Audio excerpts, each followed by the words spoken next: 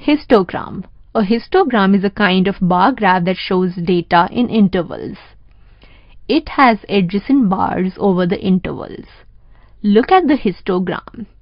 A jagged line has been used along horizontal line to indicate that we are not showing numbers between 0 and 120. What information do you gather from this histogram?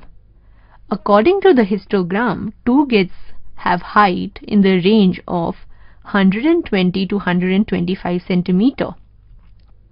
6 kids have height between 125 and 130 centimeter.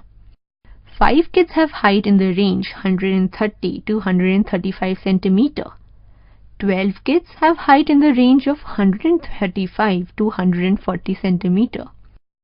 4 kids have height in the range 140 to 145 centimeter. This number of kids is equal to 2 plus 6 plus 5 plus 12 plus 4, which is equal to 29.